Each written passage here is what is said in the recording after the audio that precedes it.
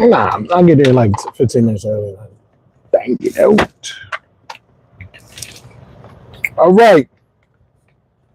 Share this to the book.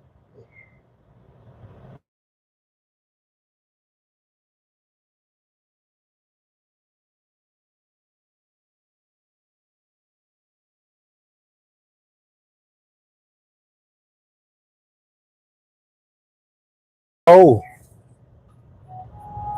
we here. I know it says the starting time is 4:15. I mean 4 p.m. It's 4:15.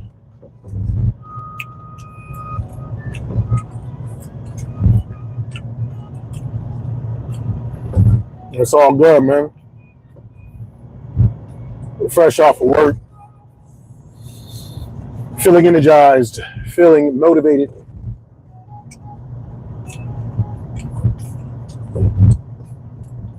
Because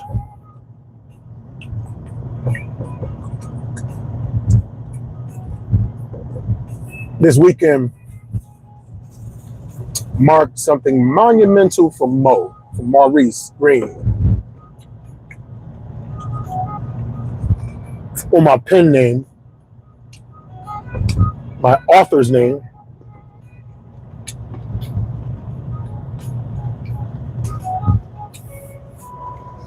QMS Green. I'm happy to say.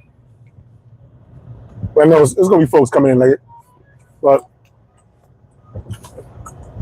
it's whatever. It is what it is. But as I munch on these crisp grapes in his mouth, well, stop signs just don't exist for people. They just don't care. They roll right through them like whatever. People don't even care, man. That's just crazy, y'all. Like rolling through a stop, like if people like to stop hard and brake hard, you can still drive like that. The kids just do it way earlier. You can still get your thing off of and just stop way earlier. You'll have the same head jerk that you want, but you won't petrify the people that's in the perpendicular to you, the opposing traffic, or the cross traffic, I should say. Well, whatever. That's neither here nor there. It's just a silly human observation I always notice. A slight human thing that if every human being just like decided, you know what, I'm gonna still brake hard, but I'm gonna just brake hard way before the stop sign instead of at and through the stop sign. It would just change the entire paradigm of traffic. But what do I know? I see great solutions. Maybe it's good to see great solutions because some people just don't see it at all.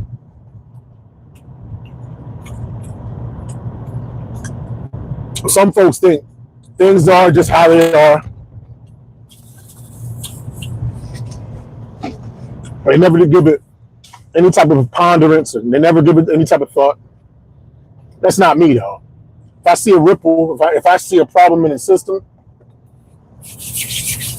I try to think if it's reverse engineered or if something is altered, how would it change things? How would it improve things? Or how would it make things worse? I mean, I apply it to myself. I used to be the type of cat that used to roll through stop signs and all that nonsense. It just made for a more stressful drive for me and for the people in cross traffic. But then I was like, yo, why don't I just stop way earlier? And now it's to the point like I barely use my brakes. I downshift to slow down, and then I just get to the point where the car is rolling at 2 miles per hour by the time I get right before the stop sign, and then I just barely tap. You save your brakes that way. But whatever, anyway, that's neither here nor there. And if folk don't show up that much, that's cool. I'm still chronicling. I'm here. Whether y'all here or not, This is mainly a chronicling of my physical existence. So whether you see it now, appreciate it now, or whether it's greatly appreciated hundreds of years from now, they're gonna be like, wow, this dude was a genius. This dude was one of the deepest introspective human beings who ever lived during that time. But for some reason, the algorithms were set up so that he was never really appreciated. So now we finally do. Am I the Van Gogh of podcasting? Do I gotta tear off my ear to get noticed? Are people not gonna appreciate my work until a century after I've transitioned to the next iteration? And you know what? Something like that used to bother me before. But now that I have this not new, but just uncovered understanding of the nature of reality, the nature of our makeup as far as being atoms, and as far as constantly being recycled like raindrops,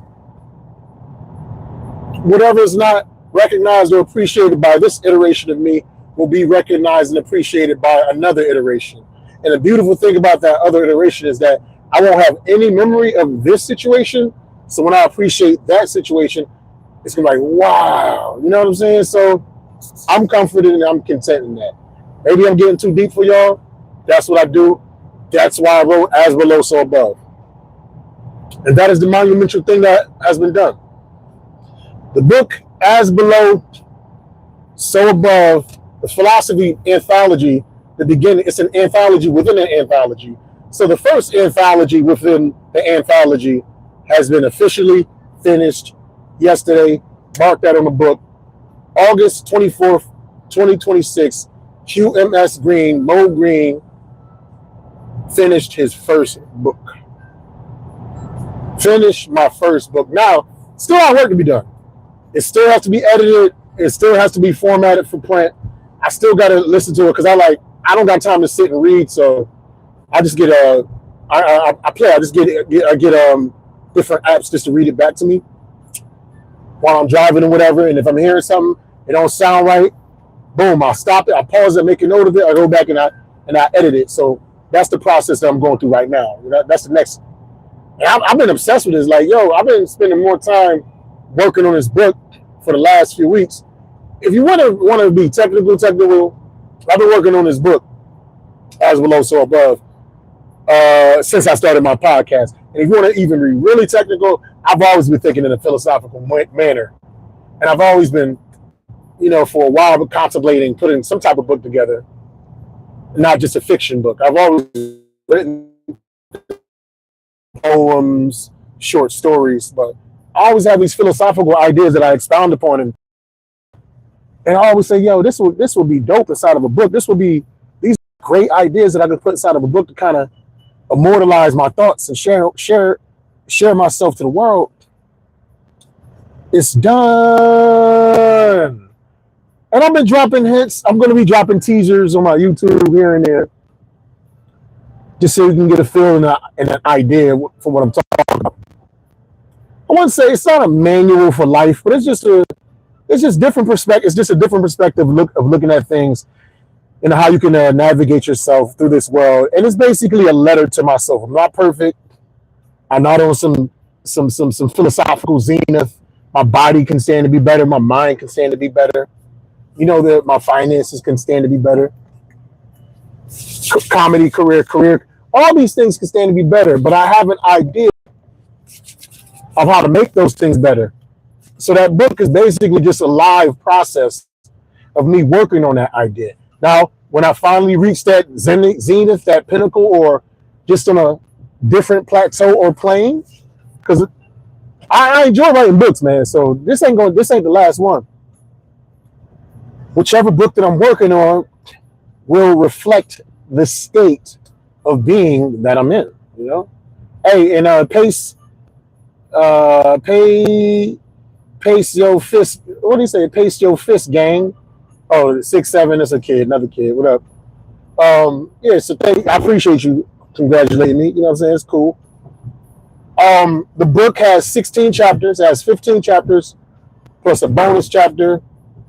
Um, it has a reference index that I call the source code.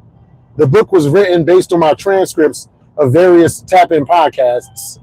I would take the transcripts off of YouTube. I would put them in a word processor. I would filter it out. I would break it down, and I would form my pages. That's how it was put together.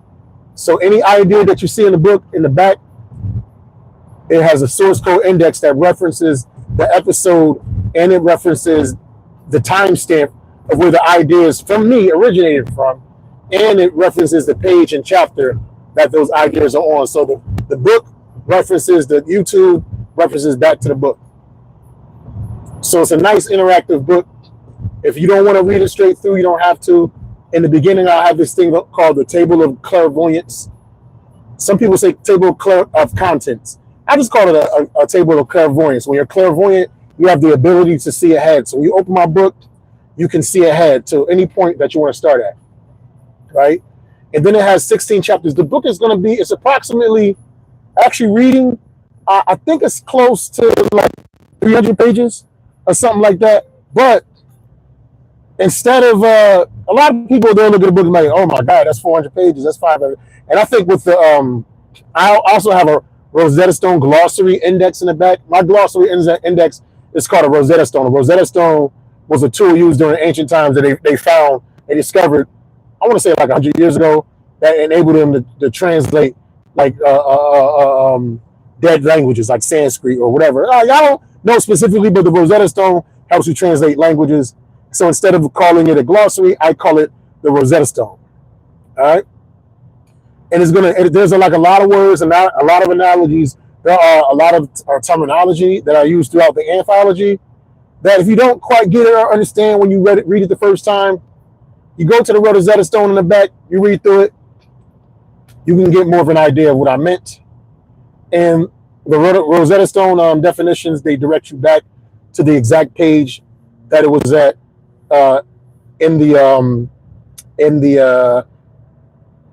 book, in the chapter. As a matter of fact, I don't even think I'm going to put the glossary all the way in the back like that. My book is different. At the end of every chapter, I'll have the source code index for that specific chapter, and I'll have the Rosetta Stone for that specific chapter. I don't know. I'm still thinking about the construct of it. I'm still thinking about it. But basically, when you look at the book, even though it's going to be kind of heavy, once you open it and realize how easy it is, like I'm not numbering my pages 1 through 400 or whatever, however many pages it's going to be. That's not how I'm doing it. If chapter 1 has 15 pages, it's 1 through 50. So 1 through 15. I'm sorry. So it'll be like 1-1, 1-2, 1-3, 1-4. That's going to be number. If chapter 2 has 20 pages, it'll be 2-1, 2-2, 2-3, so forth, and 2-20. If chapter 3 has 17 pages, it'll be 3-1, 3-2. So that's how I'm numbering it. So you get the master table of clairvoyance that basically maps out all 16 chapters. And then when you go to the first chapter, you'll have the table of clairvoyance for that chapter or the table of contents. So it will say like, let me give you an example of how the table of clairvoyance breaks down. So it'll be chapter 1, page 1, the cathedral logic. Page 1.5, scarcity mindset. Page 1.7, you know what I mean? And so when you get through chapter 1, once chapter 1 is over, you'll have the source code index, the Rosetta Stone, 2 blank pages, and then you start the next chapter. That's how it's going to be. So it's going to be like little booklets with the side of a book. So you never feel like you're reading that much. You understand what I'm saying? And that's pretty much it. It's going to take me a while because I never edited, I never formatted the book. I'm not about to pay nobody $10,000 to do that for me. I got the tools at my disposal. Like we are in a technological age where we can get a lot more things done with a lot less hands, with a lot less money going out of our pockets. All we need is our creative minds and the tools presented before us. So that book is coming, baby. And in between now and then, in between it coming, I just be leaving like little teasers here. And I also have a Substack where I write a lot of philosophical essays pretty much on a daily basis. And a lot of those essays, I think they deserve to go into the second book of the anthology, As Below, So Above, Phase 2. So, whereas the current book of As Below, So Above, most of the source references are from tap-in episodes with the timestamps in a minute. A lot of the next iteration of As Below, So Above, it will direct you to my Substack, so you can see chapters like in essay form. You know, and I know this is a lot of mumbo jumbo.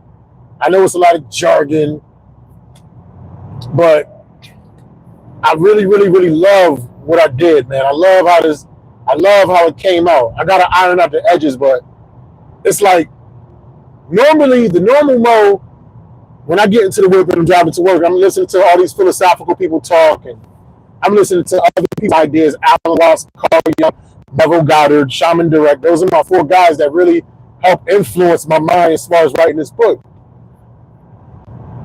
By the time I listen to those,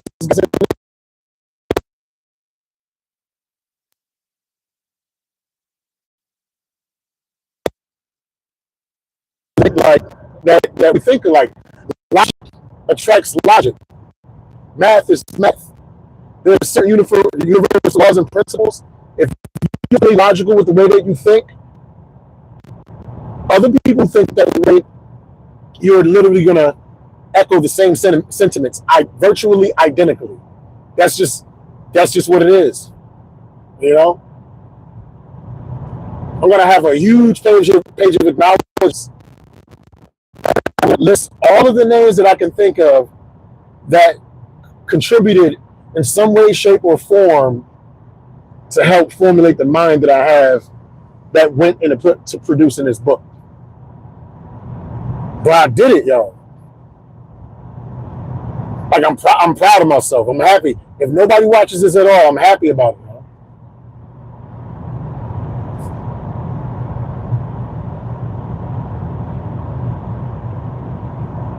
Like, I'm happy about it, man. Now, when you say 6'7" was New Zealand's, you said 6'7" is your family's number. I don't know what that means, but yo, I'm like really happy that I hunkered down and I did this, because it's like when it first started, first I just had the idea in my head. I'm like, Dad, man, I'm always saying this deep philosophical stuff, and I'm always going on tangents. I'm like, this stuff should be a book, but I just ain't really know. I'm okay. What I'm gonna do is I'm gonna start like rewatching my YouTube podcasts, and then I'll just take some notes, and whatever comes out. But I'm like, I don't got time to do that. AI is a beautiful thing. Okay, let me put it in AI. Let me have it summarize the episode for me. And even like YouTube itself, you can put summarize the video. It'll give you a summary of the video, timestamps and everything. I'm like, damn, okay, that's a summary of the video. Throw it in the AI. Okay, let's outline this for a chapter. My ideas. It outlines it, and then I just build pages based off of that. Off of my ideas, everything that I put into it. But I still got to go back to that. I got to listen to it over and over again. I got to change some words. I got to edit some words. If the tone of what I was saying kind of gets lost in translation, I got to go back, rewrite. You know, it's a process, and I'm not even done. I'm still going through it. I'm still going through it, man. You know what I mean? Because I did all of this on my phone, but now to actually put the book together, I've been advised like the way pages flush and the way they look on a phone, it looks nothing like how it looks on a computer screen. So this is going to be another challenge. Because when I started the book, I didn't know how I was going to get the book started. I thought I didn't have time to sit down and write it. But then I realized I don't need time to sit down and write it, because I've been talking and speaking it. It's been writing from my mouth. You know what I mean? Writing is a relatively new technology, man. For years, they was just doing stuff off the dome and by memory. The Quran was written. The Holy Quran was written off the top of the dome. I think like a lot of the early biblical writings and just esoteric writings, a lot of that stuff was just by memory, man. But now we have this technology to record our words. And we used to record it with the typewriter. We used to record it with the pen. Now you could just record, and then you can record about audio. Winston Churchill didn't write anything, and he has some of the greatest writings. He just recorded it into a dictaphone. Malcolm X never wrote nothing, man. It was somebody recording his words and writing something down for him.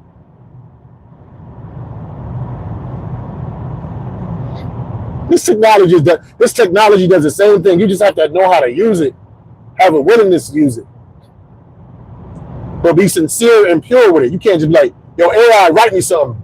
It's going to write you something, but it's going to write you some garbage. But if you dump your life into it, if you dump your actual words into it, have it take out the pauses and the stutterings and the ums and the repetitive words and just shrink it down, it's like a stone. It's the subtractive version of writing. You remove the stone and you reveal the beauty that's already there, like Michelangelo. Same concept. I figured out a way to write that's conducive to me. I know some people that probably hate, oh, you cheating, and blah, blah, blah. I'm like, those is my words, man. You read through the chapters of my pages, and you see I basically number it like a Bible. You see the chapter and verse of each page. You'll see the source code that it's associated with that reroutes directly to the video where I was saying something virtually identical to it. It came from me. I revolutionized, like, I feel like I'm on to something revolutionary with this style of writing, man. For those that are just on the go, they don't necessarily have the time to sit down. You don't got the time to sit down, but you're talking all the time like this. I'm never going to sit down and write with a pen. Even with this next iteration of the book, once I have like the outlines broken down, I'm gonna try something different. Once the bullet points are broken down, you know, I'll have something like valuing patience. I'll say valuing patience, right? I'll throw the recorder on and I'll just freestyle every concept and idea that I think of about valuing patience. Then I'll take the transcripts of that word, put it in AI, have it synthesize exactly what I said to make it more coherent for a page. Boom. That's not cheating at all. That's exactly when you free write, you just write. You don't really think about the punctuation. You don't really thinking about the grammar or anything like that. You're just trying to get it out there. And then you go back and you slowly, okay, I want to take this out. I want to take that out. I want to take it. But if you don't have the interest or the time to do that, let the machinery do it. Just like the machinery does spell check. Just like the machinery does the grammar check. I'm just happy with what I came up with, man. This is fantastic. I'm spending more time editing my work than being a consumer of other people, making other people rich. I'm enriching myself. Trying to change this planet, yo. Not even trying. I will. The mission ain't to change the planet. I'm being a little facetious. But it's like, if you influence one person in a positive way, ultimately you change the world. If you influence yourself in a positive way, you are a part of the world. You thus have changed the world. And I can't wait for this to come out. Like, nobody watching, nobody cares about this moment. And that's cool, because you know what? The silence is what I needed right now in order to get this stuff out. Whoever needed to be here was going to be here. If nobody is here at this moment, then that means the moment was reserved for me to speak with as much clarity and with the least amount of distractions as possible, because this is something that needed to be heard without said distractions. So I appreciate it, man. The book is coming. I will keep you posted. I got some shows and stuff coming up. I'm going to get back to the jokes, man. Just like the last few weeks, I was really focused on this book. Now the first iteration is done. So I kind of breathe easy a little bit from the creative aspect. The editing aspect is going to be done pretty much at home. But I can breathe easy a little bit on the creative aspect. I can get back to the comedy, telling these jokes.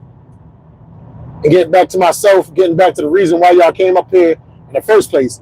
And with that being said, there is no such thing as writer's block. If the comedy guys have not given you anything new to scribe on that page, it is their way of telling you to work out the things they already gave you, my young comedians. Stay away from the nonsense. Stay away from the negativity. Stay away from the gossip. Stay away from the rumors. Stay away from the foolishness. Focus on the funny and lead with love, because life is not something that happens in spite of you. Life is an experience for you to behold. Get to behold it. With that being said, enjoy your wonderful Monday, which represents the beginning. I'll see you tomorrow. Deuce.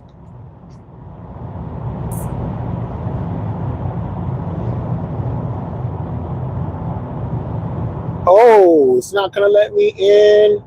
It's not going to let me in. It's still not like...